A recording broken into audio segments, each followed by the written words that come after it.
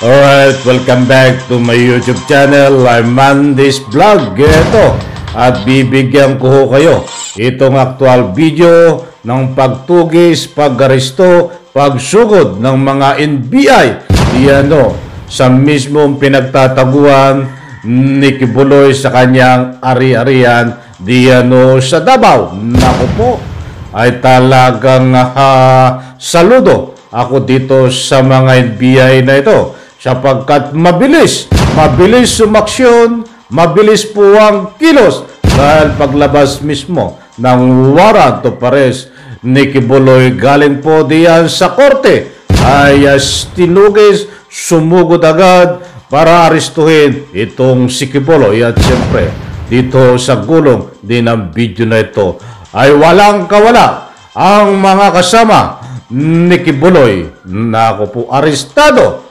Yan po lahat at marami pang iba ang ating tatalakayin. Kung bago pa lang po kayo sa aking maliit pa na YouTube channel, inaanyayan ko po kayo. Please subscribe, sabay-sabay po nating i-like ang video na ito kung nagustuhan nyo po. Ako'y muling nakikiusap mga kaibigan kung pwede lang. Kapag may pagkakataon po kayo, patapusin po natin ang video na ito. At nang sa ganon, lubos po nating maunawaan. Kaibigan, samahan niyo po akong panoorin.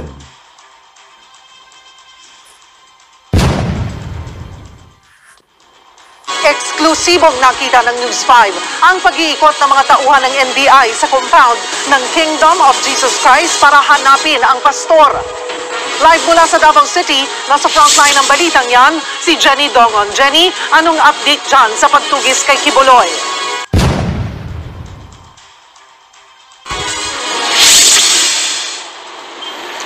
Cheryl, itinuturing ng pugante ang ngayon tinutugis na religious leader na si Pastor Apollo Kibuloy. Binigyan ng 10 araw ang NBI at mga pulis para maaresto siya. At kung hindi siya mahuli sa loob ng mga panahong yan, kakailanganin ulit ng korte na maglabas ng panibagong warrant of arrest. Alinsunod na rin yan sa batas. At kanina nga, Cheryl, sinimulan na ng NBI at mga pulis ang paghahanap kay Kibuloy at eksklusibong nakita natin yan.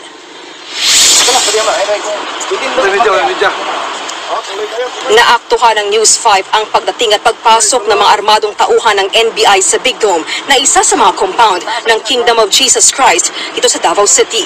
Bit-bit ng NBI ang warrant of arrest na inilabas ng Davao City Regional Trial Court Branch 12 laban kay Pastor Apollo Kibuloy na siyang founder ng Kingdom of Jesus Christ. So the Pastor Kibuloy, hindi po natin nakita, sir. Nag-serve tayo sa... During the service of search warrant, negative sa Pastor Kibuloy, we don't have any information as to his whereabouts as of this time. April 1 nang ilabas ng korte ang 2 warrant of arrest. Ang isang warrant of arrest ay para sa kasong child abuse. Dawitin dyan ang 5 pang kasamahan ng pastor. 3 sa kanila hawak na ng NBI. Ang ikalawa naman ay kasong sexual abuse kung saan si Kibuloy ang bukod tanging akusado. Batay sa warrant of arrest order, March 14 pa dapat ito ipatutupad pero hindi muna ito inilabas. Bunsod ng umani motion for reconsideration na ihahain daw ng mga akusado sa Department of Justice. Pero nang matapos ang buwan ng Marso, wala namang natanggap na resolusyon ng Korte ng Davao mula sa DOJ. Kaya naman iniutos na ng Korte ang agarang pagpapatupad ng arrest warrant lalo't nakitaan ng probable cause ang kaso laban kay Kibuloy. Naman ang 2 kaso, may piyansang 200,000 pesos ang kasong sexual abuse at 80,000 pesos naman para sa kasong child abuse. Ayon sa korte, dapat personal na pumunta si Pastor Kibuloy at ang iba pang akusado sa Regional Trial Court para magpiyansa. At kaninang hapon nga, nagtungo na sa korte ang 3 sa mga akusado sa kasong child abuse. Nagpiyansa sila ng tigwa 80,000 piso. Hawak na rin ng Davao City Police ang kopya ng warrant of arrest order ng korte. Naghahanda na sila para maisilbi ito sa mga nakalistang address ng pastor. May tiniyak naman ang Davao City Police oras na madakip nila si Kibuloy. Wala kaming pinipilingan, ma'am, kung prominente ba na siyang tao or ordinary. Yung sa amin lang, ma'am, whatever the orders, instruction from the higher office, we will follow, ma'am. At saka pag, just in case, ma-arrest namin si Pastor Kibuloy, no special treatment yan, ma'am, no? Just in case ma-arrest siya, mayroon kaming custodial facility dito sa headquarters. Meron din kami sa station kung saan siya ma-arrest. Naka-standby rin ang Davao City Police sakaling kailangang alalayan ang Senate Sergeant-at-Arms sa pagsisilbi ng hiwalay na arrest order para kay Kibuloy. Ayon kay Senator Risa Ontiveros na siyang nangunguna sa pag-iimbestiga ng Senado sa mga pang-aabuso umano ni Kibuloy bilang na ang masayang araw ng pastor, ngayong halos lahat ng ahensya sa bansa gumagalaw na para mapanagot siya. Sakali namang mauna ang Davao City Police sa pag-aresto sa pastor, hihilingin ng Senado na parapin sa kanilang pagdinig si Kibuloy. Cheryl, hinalughog ng mga tauhan ng NBI at mga pulis ang ilan sa property o ari-arian ni Kibuloy dito sa Davao City. Kabilang na nga dyan yung Big Dome, yung Prayer Mountain at ang mga property niya sa Samal Island. Pero anino ni Kibuloy, wala silang nakita. Ang tanong sa ngayon, nasaan na nga ba ang pastor? Ayon sa mga otoridad, nandito pa rin siya nagtatago sa Davao City at hindi pa umaalis ng bansa. At yan muna ang latest mula dito. Alright, shoutout po News 5, Ma'am Cheryl Cusin, ipahintulot ang paggamit ng inyong video clips. Pwede po natin suportahan yan, Ma'am Cheryl Cusin, News 5. Shoutout po. Eto. At magaling. Magaling itong NBI. Talagang alerto, mabilis sumaksyon, sapagkat ito ay sorpresa.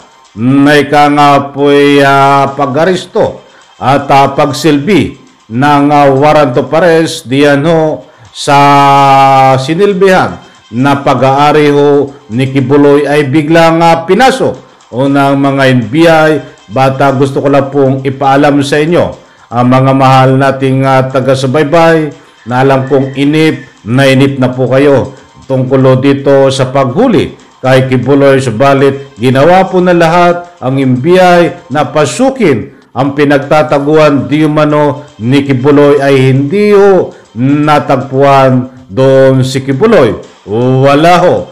Malinaw mga kaibigan. But wag po tayong mag-alala dahil ilan pa lang po ito sa mga ika nga po'y na sinilbihan ng warrant of arrest, sabalit mayroon pa pong mga lugar at marami pong pagkakataon para hanapin si Kibuloy. Kaya tawag po tayong mawalan ng pag-asa dahil ang paninindigan ko dito ay hindi iisang araw.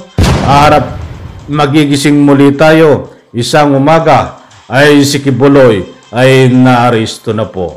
Alam ko po ay naunawaan nyo. But yung iba ay inip na. Eto, at hindi nga ho nakalusot, mga kaibigan, arestado itong kasama ni Kibuloy sa kaso at na ito ay yung dalawa ho ay sumuko, but yung isa ho ay inaresto itong barangay captain. At mayroon pa pong nagtatago. At ayon ho, sa ruling ng video na yan ay naglagak sila ng kakulang piyensa. At alam po natin, karapatan po nila yon dahil yan po ang sinasad diyan ho sa warrant of arrest. Nako po, matindi ito. Matindi. Kung makikita po natin sa gulong ng video na yan ay mismo na actual video ho yan na pag-aresto sa pinagtataguan ni Kibuloy, subalit wala po doon. Katulad nga po ng nasabi ko, hindi isang araw, marami pong pagkakataon para na sa garumpo maaresto ito nga si Kibuloy. Hindi po kahit po ito ay magtago sa lahat po ng naniniwala, ito po ay maaresto. Kung naniniwala po kayo, yun po ang aking paninindigan dito. Nako, akala ko ba nasaan na ang inyong sinasabi? Itong kampo, tagapagtanggol ni Kibuloy, kahit kayo, ng mga senador ni Kibuloy, nasaan ang inyong konsensya dito? Bakit ko dadamay ang konsensya dito? Nasaan inyong palabra de honor? At kahit itong si Kibuloy, nasaan ang kanyang mga sinasabi? Na haharapin ang kaso na ito kapag nasa korte na. Kaya nga ang pinaglalaban dito nitong ika nga po yan ni Robin Padilla na senador ni Kibuloy, ang argumento niya dito ay hindi dapat diyan po sa Senado litisin dahil may korte naman. Ngayon nasa korte na. Nasaan ang pinaglalaban mo dito, Robin Padilla, na sinasabi mong kalukuhan na harapin ang kaso sa korte pag nasa korte na? Ay, Diyos mio. Nakabantay sa iyo ang taong bayan sa mga kalukuhan yung mga ginagawa ng mga senador kayo. May ka nga po senador ni Kibuloy. But bueno, medyo hindi yun ang ating tatalakahin doon. Nabigyan lang po natin ng kaunting padaan. At dito ho, sa gulong ng video na ito, ay kahit anong gawin ho, sa pagpasok at paggalugad nitong mga tauhan ho ng NBI, diyan ho, sa ika nga po pag-aari ni Kibuloy, ay wala pong natagpuan Kibuloy, mga kaibigan. So mga kaibigan, wag po tayo mag-alala. Yan po muna ang latest update. Nahuli na ang mga kasamahan ni Kibuloy na kasama sa kaso, at yan po ay naglagak ng kanilang kakulang piyensa. At siyempre ay hindi po natutulog ang NBI. Patuloy at patuloy po ang paghuli at pagtugis ng NBI dito po kay Kibuloy.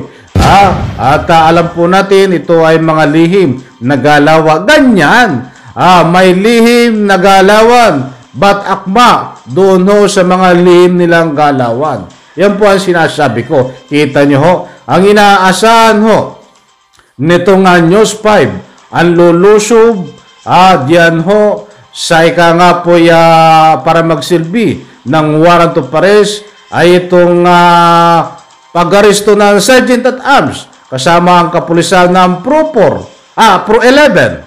Ay nako po, ay parang kung ang pagong ay ika nga ganyan umusad, ay mas mabagal pa itong Sergeant at Arms na ito kaysa ho at kasama itong kapulisan ng Davao na kumilos, mga kaibigan. Ay pangita naman no, sakalang kikilos ay itong naunahan pa ng NBI. Ganyan ho, pambihira naman kayo, parang naguhugas kamay kayo. Pro 11, diyan sa Davao, at itong Sergeant at Arms, saka lang kayo sasalakay kunwari kapag nandiyan ang NBI. O ngayon hindi kayo nakasalakay dahil naunuhan kayo ng NBI na magagaling umaksyon. O dapat ganyan.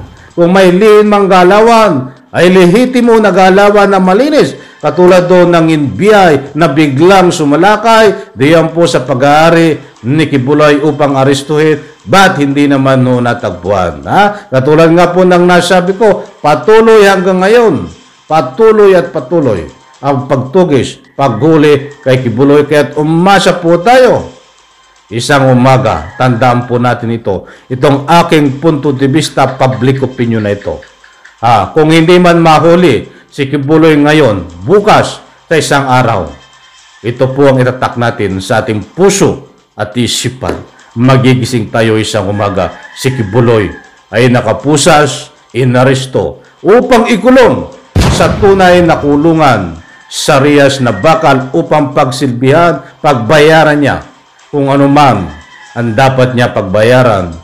May kangapoy, inaakus sa kanya sa turo po ng matitibay na ebidensya na lumantad, isinawalat at itinuro siya na ginawa niya di umano ang mga ikangapoy. Nandyan ho ang biktima di umano ng panggagasa. Nandyan ang pangabuso at marami pang iba, mga kaibigan. Muli po, maraming salamat sa inyo. Ako po yung muli at nakikiusap kung pwede lang ho. Ay patuloy, huwag tayong magsawa sa bawat upload ko na magbigay ng inyong public opinion. Napakalaki pong bagay niyan dito sa ating kung ano man ang ating bilang pagsuporta at paghingi ng hustisya dito sa mga naging biktima ng ikangapoy ni Kibuloy. At siyempre, hindi lang po ito laban ng ikangapoy mga biktima. Laban po natin lahat ito na naniniwala na dito na mayroon pang tunay na katarungan, mayroon pang hustisya sa ating bansa, na ang hustisya sa ating bansa ho ay hindi lang para sa mahirap, katulad nating mahirap, katulad kong mahirap, bagkus ang hustisya, ang batas sa Pilipinas ay para po sa lahat, mahirap o mayaman, kapag ito ay naparusahan, mga kaibigan. Muli po, maraming salamat. Pagpalain po tayo lahat. Bye-bye. Palakpakan.